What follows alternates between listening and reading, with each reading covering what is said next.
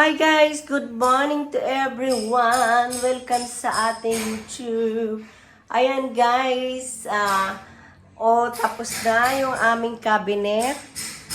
Sa wakas, ayan, inabot po ito ng 11 days guys. Kasi ang dami pa siyang mga palpak na ginawa. Kaya pinaulit ko ulit sa kanila yan. So ngayon, ayan na ang mga pintuan dito. Update lang po tayo sa aking pagpaparenovate ng bahay kasi mayroon nag-comment na excited na daw silang makita ang finishing nitong bahay na yan. So, ayan guys, ayan na yung pinto namin. So, tapos ito na yung aming bath. So, ayan. Yan na guys ang aming bath ngayon. Dati, ayan na siya, yung may bathtub na, wala nang bathtub, pinatanggal ko na. At ayan din ang bagong toilet na kinabit. Tapos itong, ayan yung bagong lababo, may cabinet sa ilalim. So, sa totoo lang guys, hindi talaga ako satisfied na masyado. Ito yung second pinto. Pag nakasara to, nakalak to at nilalaki pa nila yan. So, ayan. So, ayan, gawa na rin siya. Tapos na rin siya.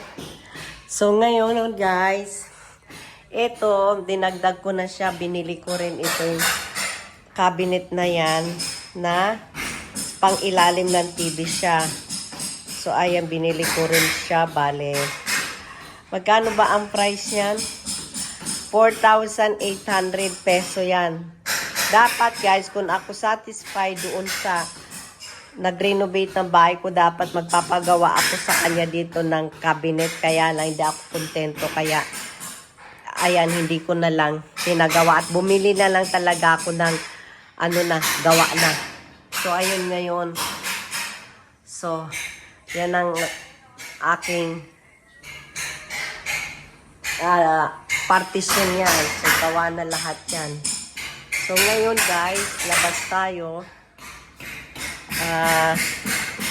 So, ayan, pinagawa ko na rin yung aking gate dito. So, kung napapansin nyo, yung nakaraang vlog ko, ito luma pa siya. Ayan, kaya lang nasuggest yung kapatid ko at pamangking ko na palitan na rin siya para magbago lahat. So, ayan. Pinalitan na, bago na lahat yan guys. Ayan. Ang hindi lang niya pinalitan guys, ito.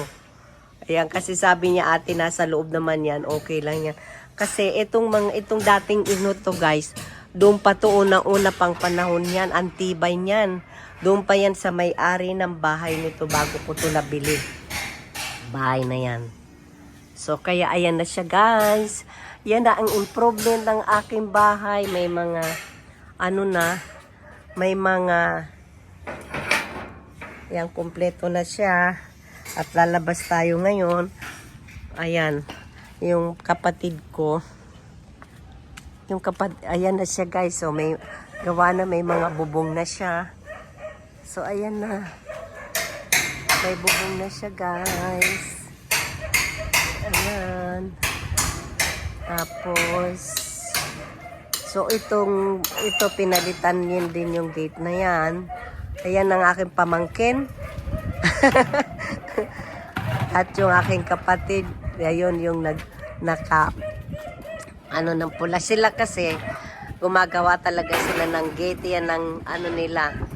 Ang profi sila sa pagdating sa mga ganyan, yung mga grills ng gate. Yan. Yan ang trabaho. So, tapos, papipinturahan ko na lang yan. Bibili na lang ako ng pinturang gate.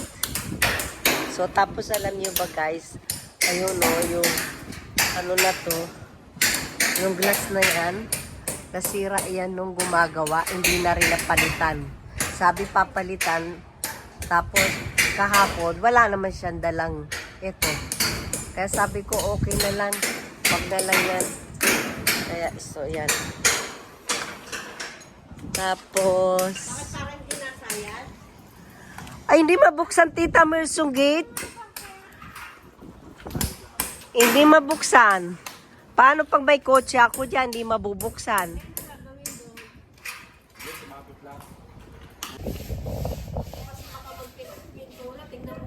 So, ayan guys. Ayan. Ang aking bagong gate ngayon. Yung guys, yung nandoon, hindi na yung pinalitan ng kapatid ko kasi nasa loob naman daw, next time na lang. Tapos, ito, ayan o. Mayroon pa nga dun sa loob eh. Na gamit. Kahit isang ganun na lang yun, mga tubular lang doon, no? Ayan siya. Ayan, mabago na ang aking gate. Tapos, ayan pa siya guys. So ayan na.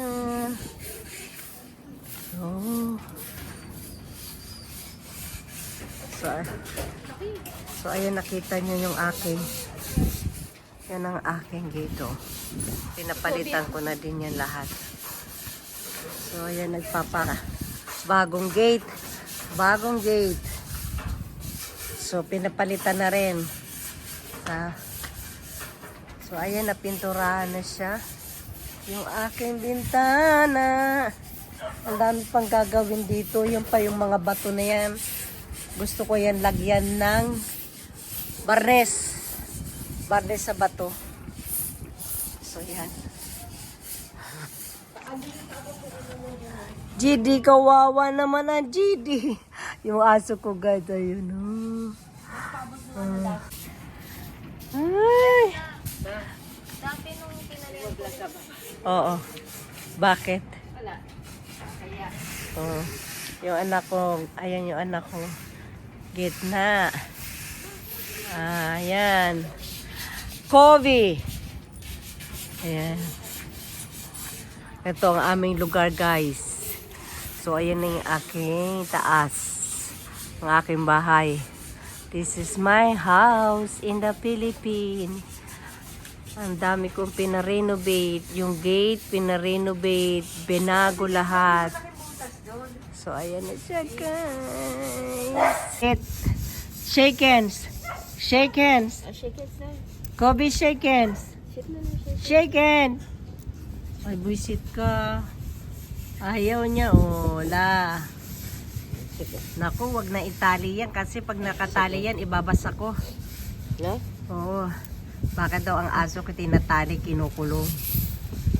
Kobe, ang aso. Etong itim na yan, ang sipag niyang maligo. Gusto niyan araw-araw naliligo siya. Pero yung isa, ayaw. Ayan.